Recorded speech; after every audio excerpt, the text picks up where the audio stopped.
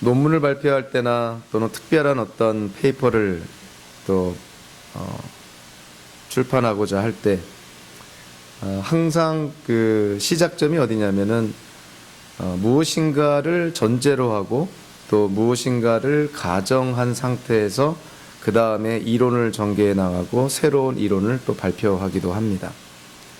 즉 모든 것은 어떠한 출발이 되고 시작이 되는 전제를 기초로 해서 새롭게 이렇게 전개가 된다는 것이죠. 저와 여러분들이 우리가 살고 있는 이 세상을 바라볼 때, 아니 우리 인생을 우리가 이해하고자 할 때 이 세상을 어떻게 바라보느냐에 따라서 그러한 전제 속에서 우리를 바라보는, 우리의 인생을 바라보는 우리의 시각은 전혀 달라지게 됩니다.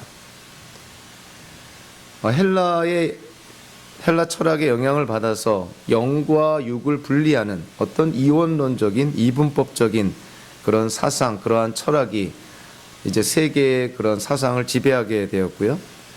그래서 그러한 어떤 사상이 기독교에도 이런저런 모양으로 침투해 들어오고 또 영향을 끼쳐서 기독교계 안에서조차도 영적인 영역과 또 육체적인 물질적인 그러한 영역이 관계가 있는 것이 아니라 분리되어 있는 그런 어떠한 상황 속에 기독교계도 성경의 가르침에서 점차적으로 벗어나고 있는 것을 우리가 깨닫게 됩니다.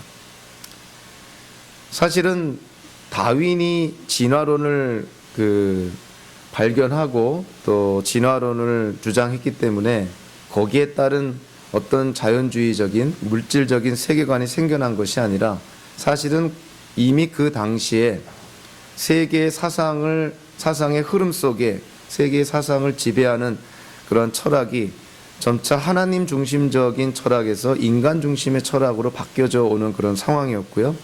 그래서 눈앞에 보이는 이 물질이 전부라는 그런 자연주의적인 세계관이 태동하고 그것이 전개가 되는 과정 속에 다윈의 진화론이 발표가 된 것이죠.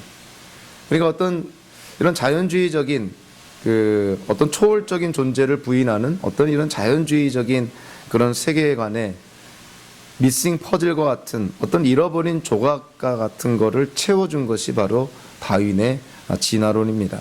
그래서 우리 현대를 살아가는 우리 현대인들도 크게 두 가지의 전제 가운데 하나를 믿으며 살아가고 있는 것이죠. 성경에서 우리에게 계시한 하나님에 의한 창조론을 믿는가, 아니면 자연주의적인 세계관에 기초해서 물질의 진화론을 믿는가. 사실은 두 가지의 전제, 두 개의 믿음의 체계로부터 모든 것이 시작이 됩니다. 그래서 우리가 자연주의적인 세계관, 눈에 보이는 물질이 전부라고 생각한다면 그것은 우리가 살고 있는 세상이 일종의 닫힌 세계가 되어버리는 것이죠. 닫혀진 세계 안에서 모든 것의 원인과 결과가 있습니다. 그러니까 어떤 초월적인 존재, 어떤 세상 밖에 있는 무엇인가로부터 이 땅에 영향을 끼치거나 이 땅에 일어나는 일에 개입이 된다는 것을 철저하게 차단시키는 것이죠. 그러니까 이 땅에 일어나는 모든 일들을 이 세상 안에, 이 경계 안에서 해석을 하다 보니까 이런 어떤 물질의 진화라든가 어떤 운명론적인 거라든가 인과응보적인 그런 어떤 생각이 현대인들의 생각을 지배하게 되는 것이죠. 그러나 그러한 반면에 우리 기독교적인 세계관은요, 시작이 이 세상은 하나님께서 창조하셨다는 것부터 시작을 합니다. 그러니까 우리가 살고 있는 이 세상은 닫힌 세계가 아니라 사실은 열려있는 세계인 것이죠. 이 세계에서, 이 세상에서 일어나는 일들은 물론 이 안에서 원인과 결과가 있는 것도 있지만 이 세상을 초월한 그 무엇인가, 그 누군가의 개입도 있다는 것이죠. 그래서 우리가 살고 있는 이 세상이 열려있는 세상이다. 즉 눈에 보이는 이 물질 세계 외에 어떤 영적인 세계 또는 초월적인 존재에 의해서 이 세상에 있는 일어나는 일들이 영향을 받고 또 그런 초월적인 존재가 이 세상에 일어나는 일들에 개입하고 있다. 이런 어떤 열린 세계를 믿는 것과 닫힌 세계를 믿는 것은 이 전제가 전혀 다른 것이죠. 그래서 여러분들이 세상을 또 우리의 인생을 바라볼 때 사실은 여기로부터 출발합니다. 우리가 이 세상을 어떻게 바라볼 것인가? 정말 이 세상에 갇혀서 닫힌 세계로 바라봐서 모든 것이 이 세상 안에서 원인과 결과가 있다, 이렇게 바라볼 것인가? 아니면 이 땅에 일어나는 일들은 이 세상을 초월한 그 무엇인가, 그 누군가에 의해서 또 영향을 받고 있고 또 그 누군가가 개입을 하고 있다는 그런 열린 세계로 우리의 세상을 바라볼 것인가? 여기에 근거해서 우리의 인생을 바라보는 시각은 또 우리의 인생을 어떻게 생각하느냐가 전혀 달라지게 되는 것이죠. 기본적으로 우리 기독교인들이 하나님께서 세상을 창조하심을 믿고, 그리고 그 하나님께서 세상을 지금 보존하고 계시다는 걸 믿고, 세상에 시작이 있으면 반드시 종말이 있다는 성경적인 그런 시간 개념도 우리는 갖고 있습니다. 하나님께서 창조주이시니 하나님의 때 세상에 종말이 올 거라는 것도 성경을 통해서 우리는 믿고 있는 것이죠. 그래서 현대인들이, 아니 우리 기독교인들이 우리가 어디서 와서, 그리고 우리가 왜 여기 있고 우리는 결국 어디를 향해 가고 있는가, 이 부분에 대한 성경적인 이해와 확신이 있을 때 우리는 현재를 살아갈 때 최선을 다하며 어떠한 목적의식을 갖고 또 의미를 또 우리가 찾을 수가 있는 것이죠. 우리가 어디로 와서 우리가 왜 지금 이때 여기에 존재하게 되었고 결국 우리는 어디로 가고 있느냐, 그걸 좀 더 크게 우리가 이해를 한다면 우리가 살고 있는 이 세상은 도대체 어떻게 시작이 돼서 지금의 이 상태에 이르게 됐고 이 세상은 어디로 지금 가고 있는가, 그거를 우리가 성경적으로 이해를 할 때 그때 그 안에서 우리의 인생도 목적을 찾을 수가 있고 의미를 찾을 수가 있는 것이죠. 우리가 살면서 가장 많은 경험도 하고 우리로 하여금 가장 많은 갈등을 일으키기도 하고 또 우리로 하여금 가장 어렵게 만드는 성경의 주제 가운데 하나가 하나님의 인도입니다.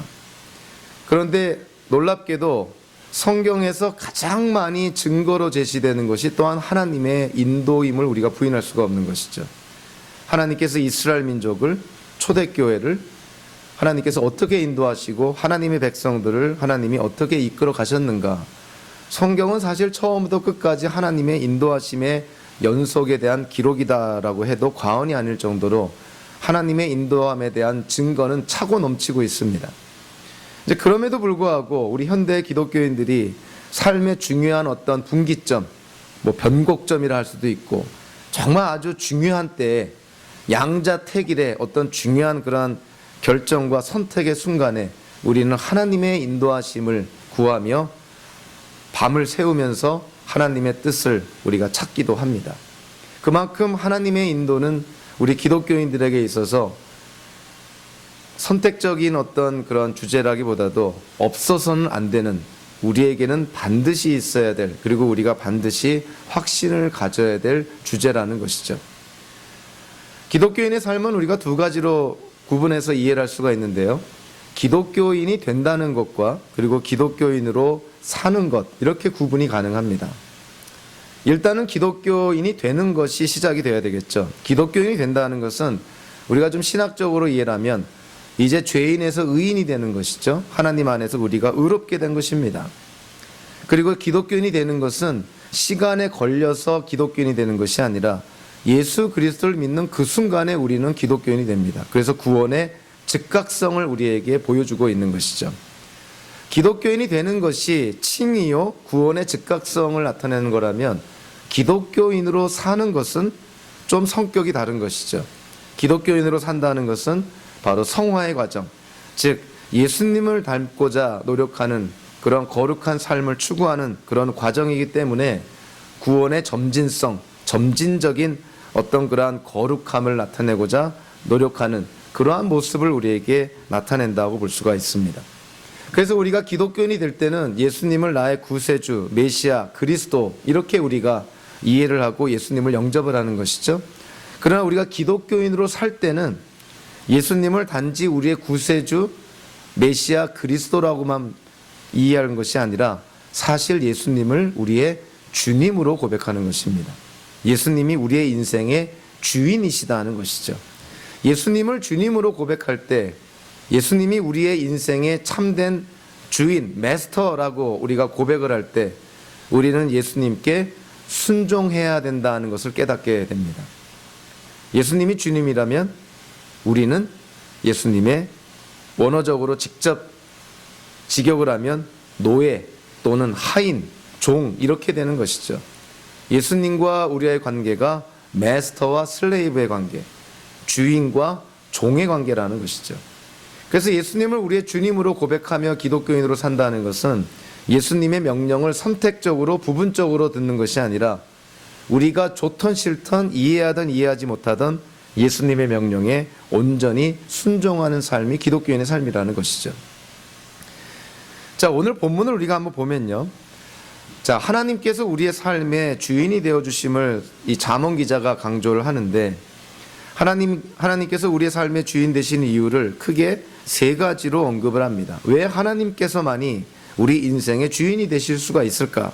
첫째, 2절을 보면 사람의 행위는 자기 눈에는 모두 깨끗하게 보이나 주님께서는 속마음을 꿰뚫어 보신다. 한마디로 말하면 하나님만이 전지하신 분이라는 것이죠. 하나님만이 인간의 행위, 겉으로 드러나는 모습뿐만이 아니라 실제로 사람의 마음을 꿰뚫어 볼 수 있는, 사람의 마음의 중심을 볼 수 있는, 우리 모든 언행의 동기를 볼 수 있는 분이 바로 하나님이시다는 것이죠. 하나님만이 전지하시니 하나님께 택함받은 기독교인의 삶의 주인이 하나님이 되셔야 된다는 것, 너무나 당연한 그러한 결론인 것이죠. 두 번째로 4절을 보니까 하나님은 전지하실 뿐만이 아니라 주님께서는 모든 것을 그 쓰임에 알맞게 만드셨으니 악인은 재앙의 날에 쓰일 것이다. 선한 사람과 악한 사람 또는 좋은 일, 나쁜 일, 이 땅에 일어나는 모든 것들이 다 하나님의 뜻하심 속에서, 하나님의 허락하심 속에서 일어나고 있다는 것입니다. 그렇다고 해서 하나님이 죄를 만드시거나 일부러 착한 사람을 악인으로 만든다는 것이 아니라 이 땅에 일어나는 모든 일이 하나님의 허락하심 아래서 일어나는 것이지 하나님의 손을 벗어난 일은 없다는 것이죠. 하나님과 우리의 관계를 우리가 먼저 생각을 해본다면 성경적으로 우리가 이해하는 인간론, 우리는 도대체 어떠한 존재인가, 이거를 성경적으로 이해할 때요, 우리는 여기서 중요한 그런 역설적인 진리를 깨닫게 됩니다. 즉 모순돼 보이는 두 가지의 주장이 다 진리라는 거예요. 인간을 우리가 어떻게 정의 내릴 수 있냐면, 인간은 물질이 진화해서 이렇게 우연히 그 진화된 그런 어떤 동물 이런 것이 아니라 성경에서 정의하는 인간은 피조된, 즉 지음받은 인격체, 이렇게 정의가 됩니다. 그러니까 하나님에 의해서 지음받은 인격체라는 것이죠. 자, 인간이 다른 동물이나 식물과 달리 인격체라는 사실은 굉장히 중요합니다. 다른 동물이나 식물들은 어떤 하나님의 창조의 법칙에 자동적으로 순종하게 돼 있죠. 뭐 고민하거나 그러진 않죠. 자동적인 순종을 하지만 인간만은 그런 자동적인 순종이 아니라 의지적인 순종을 하도록, 그렇게 자율적인 순종을 하도록 하나님이 우리 인간만을 인격체로 만드셨다는 것이죠. 그래서 다른 피조물과 인간은 근본적으로 차이가 있습니다.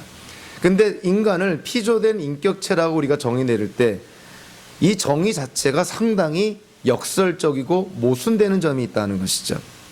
우리가 피조되었다, 지음받았다, 하나님이 우리를 지으셨다는 것은 어떠한 의미를 담고 있냐면, 피조물인 우리가 우리를 지으신 창조주 하나님께 의존할 수밖에 없는 존재라는 거예요. 그것이 창조주와 피조물의 관계입니다.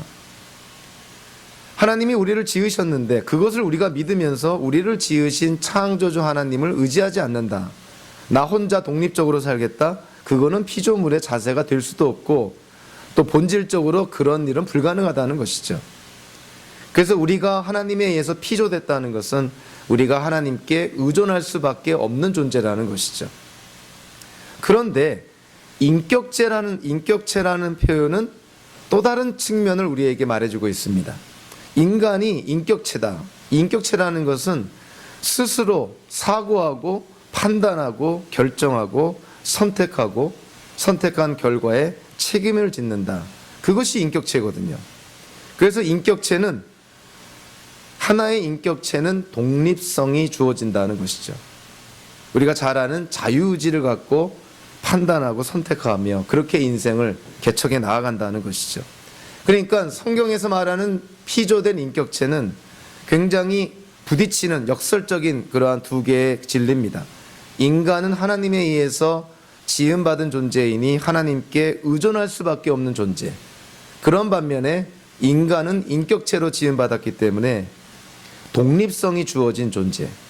스스로 사고하고 판단하고 결정하고 선택할 수 있는 존재. 그것이 바로 인간이라는 것이죠. 그래서 성경에 의존해서 우리 사람들이 하나님의 그런 창조 사역을 우리가 믿는다면 우리는 하나님께 의존하면서 우리에게 주어진 상황 속에서 우리는 선택하며 최선의 삶을 살아가는 존재가 우리 인간이라는 것이죠. 그래서 그 인간의 정의 안에 하나님의 주권과 인간의 책임이 지금 다 공존하고 있는 것이죠. 성경에는 이것 말고도 여러 역설적인 진리가 존재하지만 구원과 관련해서도 우리는 또 다른 역설적인 진리를 깨닫게 됩니다. 자, 구원은 전적으로 하나님께 달려있다는 것을 성경은 강조합니다. 하나님의 백성들은 하나님이 선택하시는 것이지 사람이 하나님을 선택하는 것이 아니라고 분명하게 언급을 합니다. 신구약 성경 전체를 통해서 하나님의 부르심을 받고 하나님의 택함을 받고 또 예수님의 말씀처럼 하늘로부터 즉 하나님께로부터 태어난 자, 성령으로 태어난 자, 거듭난 자, 새롭게 된 자들이 예수를 믿고 구원을 받는다는 것입니다.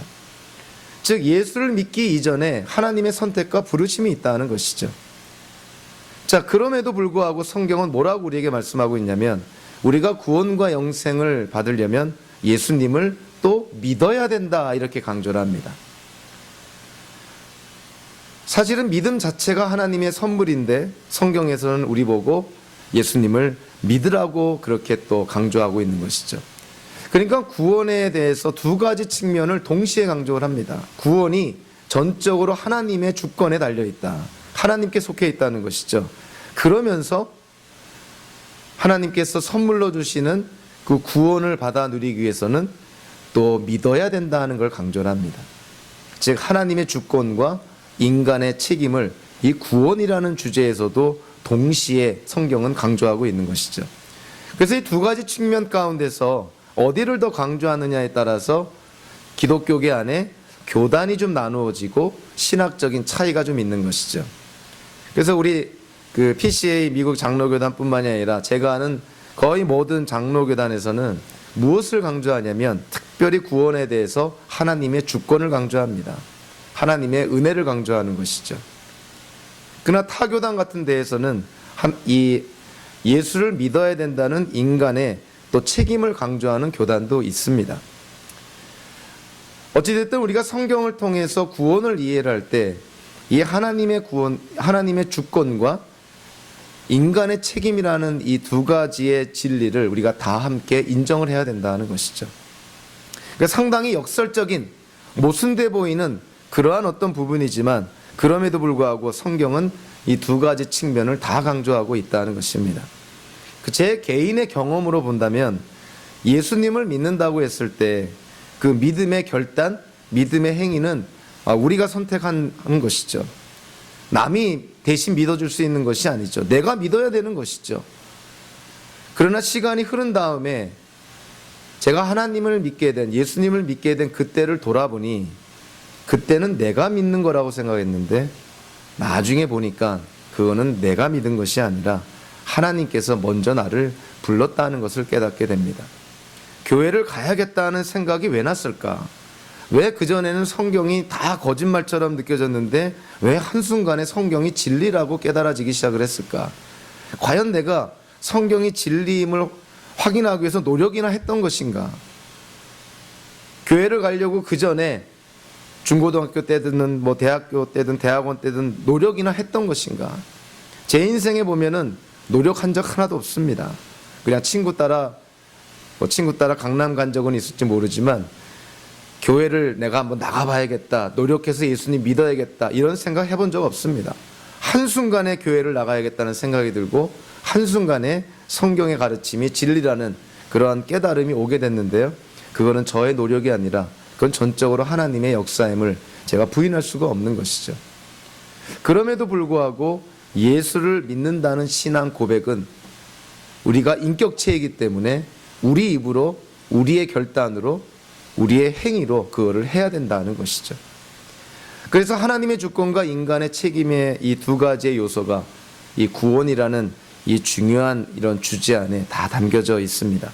그래서 여러분들이 구원을 받은 것은 분명한 예수님에 대한 신앙 고백이 있기 때문이죠. 그러나 그 신앙 고백이 어디로부터 왔는가? 성경적으로 바라보면 그 신앙 고백도 하나님께로부터 왔다는 것을 우리가 성경을 통해서 깨닫게 됩니다. 그것이 우리가 거듭났다는 것이죠. 하늘로부터 태어난 자, 하나님께로 태어난 자, 물과 영으로 태어난 자, 성령으로 태어난 자, 그들이 다 하나님께서 낳아주신 자들이라는 것이죠. 자녀가 원해서 태어난 사람은 없습니다. 부모가 낳아줬기 때문에 이 땅에 태어난 것이죠. 마찬가지로 영적인 탄생도 마찬가지인 것이죠. 우리가 원해서 태어난 것이 아니라 하나님께서 우리를 낳아주셨기 때문에 우리가 영적으로 다시 태어난 것이죠. 하나님은 전지하신 분이시고 하나님은 또 우리의 인생 속에, 세계의 역사 속에 역사하시는 섭리하시는 하나님. 오늘 본문 1절과 9절이요, 오늘 우리 본문의 가장 핵심적인 내용이라고 볼 수가 있는데 1절 9절이 마치 수미상관식이라고 표현하죠. 시작과 끝에 같은 주제, 핵심 단어 이런 걸 이렇게 위치하게 함으로 말미암아 그 본문 전체가 주는 중요한 주제를 나타내는 것, 그것을 수미상관식이다 이렇게 표현합니다. 1절과 9절을 보면요, 사실은 거의 같은 내용인 것이죠. 계획은 우리가 세우지만 우리의 발걸음을, 우리의 인생을 이끌어 가시는 분이 하나님이시다는 것입니다. 우리의 인생이 알아서 되도록, 알아서 자기 멋대로 그렇게 우리가 인생을 살아가도록 하나님이 내버려 두시는 것이 아니라 우리가 인격체니까 우리의 인생을 계획하고 추진하고 무엇인가를 향하여서 우리가 노력한다 하더라도 결국 우리의 발걸음을 인도하시는 분이 하나님이시다는 것을 잠언 기자가 지금 선포하고 있는 것이죠. 결국 우리의 인생 속에 하나님께서 역사하고 계시다는 것입니다. 기독교계 안에도요, 어떤 시대의 그런 흐름 속에서 이 하나님에 대한 이해가 굉장히 비성경적으로 이렇게 오류에 빠진 적이 많이 있었습니다. 특별히 하나님의 초월성만을 강조해서 하나님은 세상을 지으시고 이 세상을 마치 태엽 감은 시계처럼 생각을 해서 알아서 착각 자동으로 세상이 돌아가도록 그렇게 만들어 놓으셨다. 그래서 하나님은 초월하신 하나님이시기 때문에 이 세계의 역사, 우리의 인생 속에 개입하지 않고 자동으로 세상이 돌아가도록 만들어 놓고 하나님은 저 멀리 어딘가에서 지금 방관하고 구경하고 계신 하나님, 그렇게 하나님을 이해했던 그런 때가 있었습니다. 현대에도 그런 부류의 사람들이 있을 수가 있는 것이죠. 그러나 성경은 절대로 그렇게 얘기하고 있지 않습니다. 하나님은 이스라엘의 역사 속에 직접적으로 간섭하시는 분이시죠. 그리고 하나님이 택한 백성들의 인생 속에 하나님이 직접적으로 개입하시고 간섭합니다.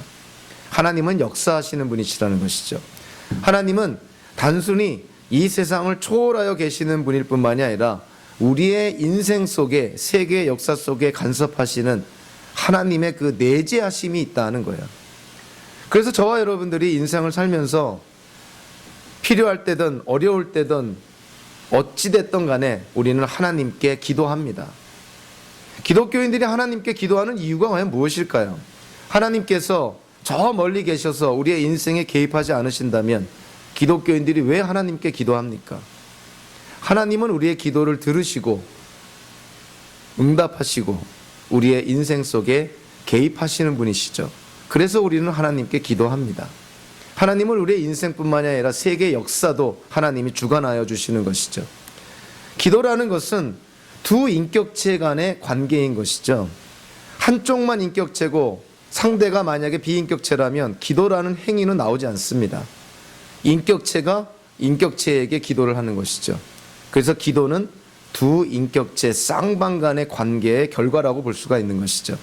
우리가 하나님께 기도해야 되고 하나님께 기도할 수 있는 이유가 뭐냐면 하나님은 이 세상을 창조하셨을 뿐만이 아니라 이 세상의 역사를 그리고 저와 여러분들의 인생 속에 하나님은 관심을 가지시고 지금 간섭하시고 개입하고 계시다는 거예요. 우리의 인생 속에 하나님의 역사가 있다는 것입니다. 하나님의 전지하심, 그리고 하나님의 섭리하심, 그리고 하나님께서 역사하심, 이러한 어떤 하나님에 대한 이해를 우리가 생각한다면 하나님께서만이 진정 우리의 인생의 주인이 되실 수 있는 분이시구나. 하나님 없이 우리가 우리의 인생을 살아나가야겠다. 내 인생의 주인이 나다. 그거는 하나님께 지음받은 피조물의 자세도 아니고요. 하나님께 선택받은 구원받은 성도의 자세는 더더욱이 아닙니다. 우리가 하나님께 지음받아 또 하나님께 선택받아 하나님을 아버지라 아빠라 부르는 하나님의 자녀가 되었다면 하나님을 하나님으로 인정하며 우리의 인생의 주님으로 고백하는 것은 너무나 당연한 결과라는 것이죠. 하나님이 우리의 인생의 주인이 되어주실 때, 자, 오늘 본문을 통해서 그렇다면 이제 우리가 어떻게 살아가야 될까요? 그냥 물질이 진화한 그런 진화된 동물이 우리가 아니고 하나님의 형상대로 지음받은 피조된 인격체로 더 나아가 수많은 사람들 가운데서 하나님의 택함받은 구원받은 성도라고 한다면 우리는 과연 이 땅을 어떻게 살아가야 될까? 잠언 기자가 세 가지로 언급을 합니다. 3절에 보면 내가 하는 일을 주님께 맡기면 계획하는 일이 이루어질 것이다. 잠언 기자는 지금 이 잠언을 읽고 있는 이스라엘 백성들에게 하나님을 의지하라 이렇게 얘기합니다. 여러분들 잠언을 읽는 사람이 누구냐면 아멘 열이면 아홉이 이스라엘 백성일 것입니다. 이스라엘 백성의 특징이 뭐죠? 다른 어떤 민족보다도 하나님의 존재를 인정하는 민족이, 그리고 하나님만이 참된 하나님이심을 인정하는 민족이 이스라엘 민족인 것이죠. 그 이스라엘 민족에게 잠언 기자가 뭐라고 말합니까? 하나님을 의지해라. 이게 언뜻 보면 아니 이스라엘 백성에게 하나님을 의지하라라는 말이 이게 지금 적절한 말인가 이런 생각이 좀 안 들 수가 없는 것이죠. 이스라엘 백성이라면 당연히 하나님을 의지해야 되지 않습니까? 여기에서 우리에게 참 중요한 그러한 실상을 우리에게 보여주고 있는 것이죠. 이스라엘 백성도, 하나님께 선택받은 이스라엘 백성도 하나님을 의지하지 않는 때가 많은 것이고 하나님을 하나님으로 인정하지 않은 때가 훨씬 더 많았다는 것을 성경에 나오는 이스라엘의 역사 속에 깨닫게 되는 것이죠. 우리 기독교인들도 마찬가지인 것이죠. 기독교인들에게 아니 제가 지금 여기서 여러분들 하나님을 의지해야 됩니다 이렇게 얘기할 때 여러분들이 기분 나빠해야 되는 것이 당연한 것이죠.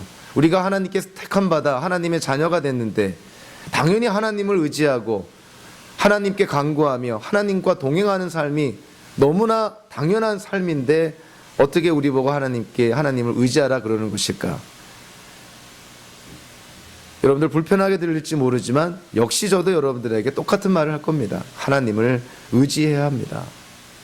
그만큼 인간은 지금 우리의 존재가 피조된 그 인격체로 하나님의 택함받은 그런 구원받은 성도라는 것을 알면서도 우리는 살면서 이 눈에 보이지 않는 하나님을 의지하기보다 눈에 보이는 것들을 의지하려는 경향이 아직도 있는 것이죠. 그것이 우리의 죄성입니다. 하나님 대신에 나를 의지해서 내 지혜, 내 지식, 내 노력, 내가 갖고 있는 그 무엇인가를 의지하려는 그러한 생각들. 우리 성도들도 얼마든지 그러한 유혹에 빠지는 것이죠. 3절을 우리가 오해를 하지 말아야 될 것이 우리가 하는 일을 하나님께 맡기면 그 모든 일이 이루어진다고 했을 때 아니 그러면 우리는 노력도 하지 아니하고 우리에게 주어진 책임도 우리가 다 하지 아니하고 그냥 하나님께 기도만 하고 간구만 하면 우리의 계획을 다 이루어진다는 것일까? 그거는 너무 지나친 비약의 말씀인 것이죠. 여기에 암시되어 있는 것이 뭐냐면 우리가 하나님을 의지하면서도 성경 전체를 보면 당연히 우리에게 주어진 일에 최선을 다해야 됩니다. 그것이 인간의 책임이라는 것이죠. 잠언 기자가 여기서 강조하는 것은 하나님의 주권을 인정하라는 거예요. 여러분의 인생의 주인이 하나님이심을 인정해라. 하나님께 지음받은 자로서, 하나님께 택함받은 자로서 하나님을 인정하며 하나님을 의지하며 사는 것이 당연한 것이 아니냐. 사도 바울은 로마서에서 모든 일을 합력하여 하나님이 선을 이루신다고 약속을 하시는데, 그 모든 일, 우리가 행하는 모든 일, 우리가 수고하고 노력하는 모든 것, 하나님이 그 모든 것을 하나님이 사용하셔서 결국 하나님의 뜻을 이루어 나가신다는 그 말씀을 우리에게 주고 있습니다. 여기서도 마찬가지인 것이죠. 우리가 하나님께 모든 걸 맡기고 하나님만을 의지하면서 우리에게 주어진 일에 최선을 다한다면 3절 후반부에 하나님이 약속하신 것처럼 하나님이 다 이루어 주실 것이다. 하나님의 하나님 되심을 인정하며 우리가 감당할 책임을 다하라는 것이죠. 그것이 우리 인생을 바라보는 역설적인 진리입니다. 하나님의 주권을 인정하며 우리에게 주어진 책임을 다해야 된다는 것이죠. 노력도 안 하고 공부도 안 하면서 좋은 성적, 좋은 열매만 바란다면은 그거는 잘못된 신앙인 것이죠. 그거는 요행이나 바라는, 그거는 참된 신앙이 아니라 그건 미신인 것입니다. 우리에게 주어진 일에 최선을 다해야 되는 것이죠. 뒤를 돌아봐 후회함이 없어야 되는 것이죠. 그렇지만 결과를 하나님께 맡기는, 하나님께 의지하는 그러한 우리의 자세가 또한 필요하다는 것이죠. 우리가 이 땅을 살아갈 때 하나님을 의지해야 됩니다. 6절에 보니까 잠언 기자가 두 번째로 뭐를 또 언급을 하냐면 하나님을 경외해야 합니다라는 걸 강조를 합니다. 자, 6절 전반부에 보면요, 우리 새번역 성경에서는 사람이 어질고 진실하게 살면 죄를 용서받고 이렇게 지금 번역을 해놨습니다. 이 말씀이 조금 좀 바더가 됩니다. 우리가 죄를 용서받는 것이 우리가 착하게 살고 진실되게 살면 죄를 용서받는 것인가? 한편으로 생각해 보면 인간이 과연 얼마만큼이나 착하고 진실되게 살 수 있을까? 얼마만큼 진실되고 착하게 살아야 용서를 받는다는 것일까? 이런 생각이 안 들 수가 없는 것이죠. 그래서 우리가 이전에 사용했던 개역개정 성경을 보니까 조금 번역이 이렇게 다른 쪽으로 암시되어 있는 번역을 합니다. 인자와 진리로 죄악이 속하게 되고, 인자와 진리로 우리의 죄악이 속하게 되었다, 용서됐다, 이렇게 표현합니다. 자, 그런데 인자와 진리라는 이 표현, 이 단어는 사람에게 쓰여진 단어가 아니라 사실은 하나님께 쓰여진 단어입니다. 그러니까 우리의 죄가 용서받고 속하게 된 것은 우리가 착하고 진실되게 살아서가 아니라 하나님의 인자와 하나님의 진리로 우리의 죄가 사함받았다는 것입니다. 여기서 인자라고 번역된 이 단어, 그 유명한 이 히브리어입니다. 헤세드라는 단어죠. 은혜라는 단어인 것이죠. 그러니까 우리의 죄가 용서받은 것은 우리가 착하게 살고 진실되게 살아서가 아니라 하나님의 은혜, 하나님의 자비하심 때문에 우리가 용서를 받았다는 거예요. 그러한 해석이 보다 더 성경적인 해석인 것이죠. 자, 그러고 나서 6절 후반부에 보니까 잠언 기자가 주님을 경외하면 재앙을 피할 수 있다. 하나님께 지음받은 피조물로 하나님께 택함받은 하나님의 자녀로서 하나님을 경외하고 하나님을 두려워하는 것 너무나 당연한 것이 아닙니까? 그래서 잠언 기자가 잠언 1장 7절에도 이렇게 말합니다. 주님을 경외하는 것이 지식의 근본이오늘. 모든 지식의 시작이, 모든 지식의 기초가 하나님을 두려워하는 거라는 것이죠. 다른 말로 하면 하나님을 하나님으로 인정하는 거라는 것입니다. 이걸 좀 부정적으로 우리가 얘기를 하면요, 좀 과격하게 표현이 될 수도 있는데, 하나님을 인정하지 않은 상태에서 쌓는 지식들, 하나님을 하나님으로 인정하지 않고 하나님을 배제한 상태에서 쌓는 지식들, 그 지식들은 우리를 살리는 지식이 아니라 오히려 우리를 교만하게 하고 더 나아가서 우리를 망하게 하는 지식인 것이죠. 소위 말하는 개똥 철학인 것이죠. 진리가 없는 지식인 것입니다. 성경은 분명하게 말하고 있죠. 하나님을 경외함이 없이 우리가 쌓는 지식이라 하는 것은 그거는 오히려 우리를 망하게 한다는 것이죠. 잠언 기자가 강조합니다. 주님을 경외하고 주님을 두려워하는 것, 즉 하나님을 하나님으로 인정하는 것, 그것이 모든 지식의 근본이다. 우리가 어떠한 학문을 감당하고 우리에게 어떠한 전문성이 주어지든 간에 그 모든 시작점이 하나님을 인정하는 것에서부터 시작이 돼야 된다는 것이죠. 아니 아예 처음부터 하나님을 인정하지 않고 이 세상 우리 인간이 하나님과는 관계없이 그냥 물질이 진화해서 우연히 수억 년의 시간이 걸쳐서 그렇게 해서 지금의 이 상태가 되었다고 그렇게 믿는다면 그건 완전히 다른 차원의 이야기인 것이죠. 그러나 우리가 하나님께서 세상을 창조하시고 우리는 하나님께 지음받은 인격체고 특별히 수많은 사람 가운데서 하나님이 우리를 택하셔서 하나님의 자녀가 되었다는 것을 믿는다면 하나님을 두려워하는 것이 당연한 것이 아니냐는 거예요. 이거는 종이 주인을 두려워하는 그런 측면이 아니라 정말 받은 은혜와 사랑에 감사해서 극도로 존경심을 표하는 것입니다. 하나님을 하나님으로 인정하라 하는 것이죠. 전도서 12장 13절에서도 이 전도서 기자가 같은 얘기를 하죠. 하나님을 두려워하라. 그리고 그분의 계명을 지켜 행하라. 이것이 사람이 해야 할 의무다. 즉 인간의 본분이다. 이렇게 얘기를 하죠. 적어도 인간이라면 우리를 지으신 하나님을 두려워하고 우리를 지으신 창조주의 계명을 지키는 것이 당연한 것이 아니냐. 이거를 부정적으로 얘기한다면 하나님을 두려워하지도 아니하고 하나님의 계명을 지키지도 않는다면 그가 어찌 인간이라 칭할 수 있겠느냐 하는 것이에요.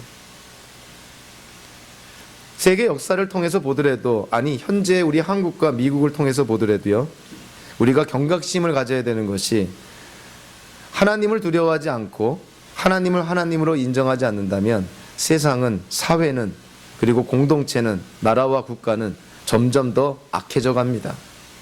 그거는 부인할 수 없는 역사적인 사실인 것이죠. 그리고 하나님을 두려워하지 않으면 못할 짓이 없는 것이죠.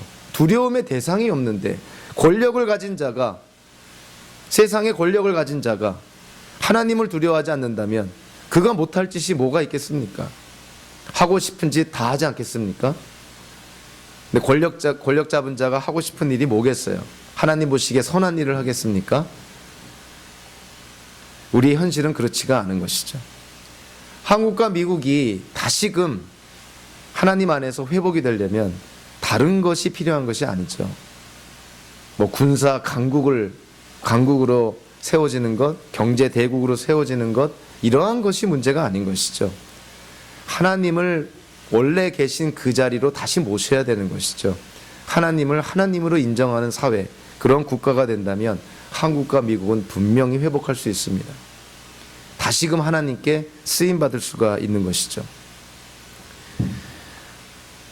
우리가 하나님을 의지하며 하나님을 경외하며, 마지막으로 잠언 기자가 오늘 본문 7절을 통해서 사람의 행실이 주님을 기쁘시게 하면 그의 원수라도 그와 화목하게 하여 주신다.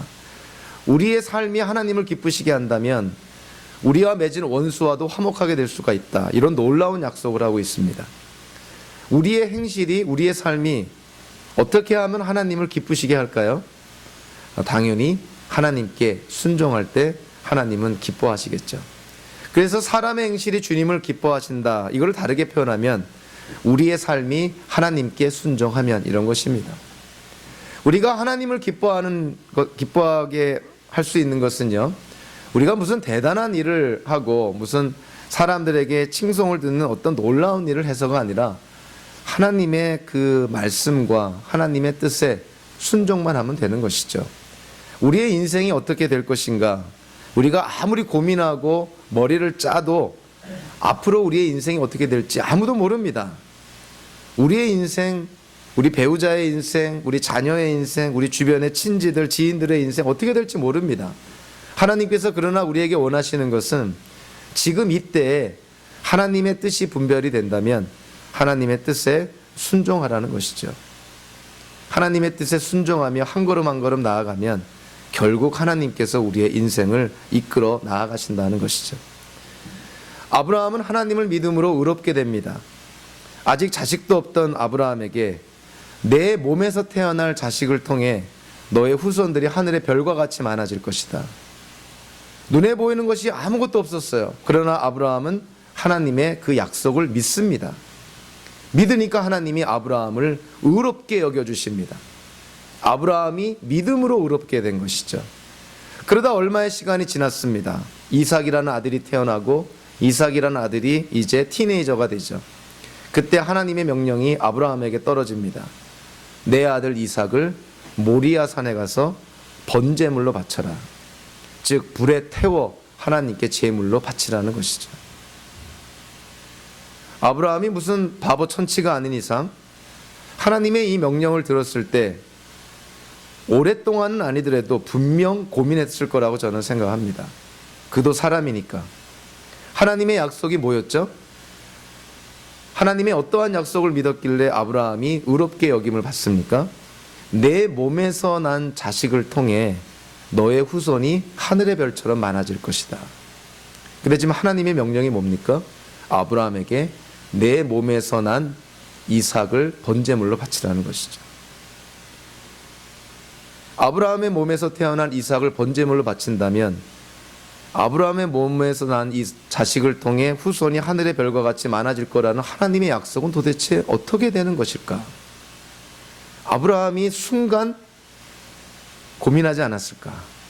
저와 여러분들이라면 당연히 고민했겠죠. 하나님, 이게 지금 말이 되는 명령입니까? 하나님의 약속을 믿었는데 이삭을 번제물로 바치면 저에게 주신 하나님의 약속은 어떻게 되는 겁니까? 아니면 하나님이 나에게 약속하고 하나님이 그 약속을 지금 철회하시는 겁니까? 얼마나 많은 그런 질문이 나올 수가 있겠습니까? 근데 창세기에서는 아브라함이 하나님께 불평했다든가 따져 물었다든가 원망했다든가 고민했다든가 이런 언급이 전혀 없습니다. 창세기에서는 아브라함이 그 다음날 아침 일찍 짐을 챙겨서 이삭을 데리고 모리아 산으로 떠났다. 아브라함이 하나님께 즉각적으로 순종한 것이죠. 아브라함이 하나님께 순종했기 때문에 믿음이 생긴 것이 아니라 아브라함이 하나님을 믿었기 때문에 하나님의 명령에 순종할 수가 있었던 것이죠. 믿음이라는 것은 인격체와 인격체 간에 일어나는 것입니다. 아브라함은 하나님을 인격적으로 알았고 그래서 하나님을 인격적으로 믿었던 것이고 하나님의 명령을 아브라함은 그래서 온전히 순종할 수가 있었던 것이죠. 결국 믿음으로 말미암아 순종이 나온 것입니다. 즉 믿음의 순종이라는 것이죠. 그래서 우리는 아브라함의 인생을 통해서요, 믿음과 순종은 분리되지 않습니다. 하나님을 믿는다고 하면서 하나님의 말씀에 불순종한다? 이거는 말이 안 되는 것이죠. 빛 대신 하나님을 믿는다고 하면서 어둠에서 헤매고 있다? 이거 말이 안 됩니다.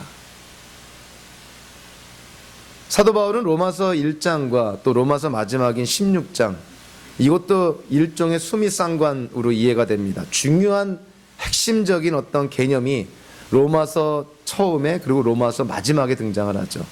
그 유명한 표현이 뭐냐면 믿음의 순종이라는 표현입니다.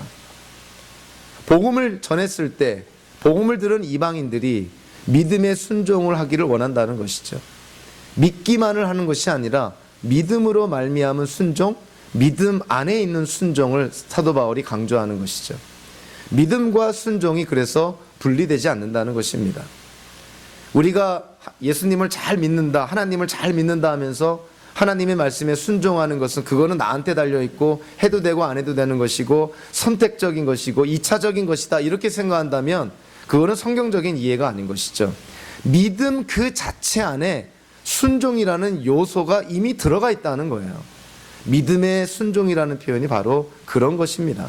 아브라함이 왜 비이성적이고 비합리적이고 상식밖에 하나님의 명령에 순종할 수 있었을까? 아브라함이 하나님을 믿은 그 믿음 안에 이미 순종이 포함되어 있기 때문인 것이죠. 아브라함이 의롭게 된 것 순종했기 때문이 아닙니다. 아브라함이 의롭게 된 것은 하나님을 믿었기 때문인 것이죠. 그리고 그 믿음이 참된 구원을 가져다주는 믿음이라는 증거가 바로 이삭을 모리아산에서 번제물로 바치려는 아브라함의 순종으로 증명이 된 것이죠. 저와 여러분들의 믿음이 과연 구원에 이르는 믿음인가? 우리는 정말 구원과 영생을 받아 누릴 그러한 분명한 믿음을 갖고 있는가? 자, 그것이 어떻게 증명이 돼야 될까? 어떻게 우리의 믿음을 확신할 수 있을까? 그거는 하나님의 말씀에 순종하는 것으로 증명이 되고 그 순종이 우리로 하여금 확신을 갖게 합니다. 죄를 지으면서요, 나 예수 믿었기 때문에 구원받았다, 그런 말 절대 할 수 없습니다. 죄를 지으면서 불순종하면서 내 입으로 예수를 고백했기 때문에 나는 구원받았다, 그럴 수 없다는 것이죠. 사랑의 사도로 알려진 사도 요한조차도 우리가 구원의 확신을 가지려면 제일 먼저 거쳐야 될 테스트가 뭐냐면 순종의 테스트라는 거예요. 순종하지 않으면서 어둠의 세계에서 헤매이면서 구원받았다고 그렇게 얘기하지 말라는 것이죠. 믿음과 순종은 절대 분리되지 않습니다. 우리의 신앙과 우리의 삶 절대 분리되지 않습니다. 결국 우리의 삶도 우리의 믿음에 기초하는 것이겠죠. 하나님을 하나님으로 인정하며 하나님을 우리의 인생의 주님으로 고백할 때 우리는 하나님의 말씀에 순종할 수 있습니다. 왜냐하면 우리의 인생을 하나님이 붙들고 계시기 때문인 것이죠.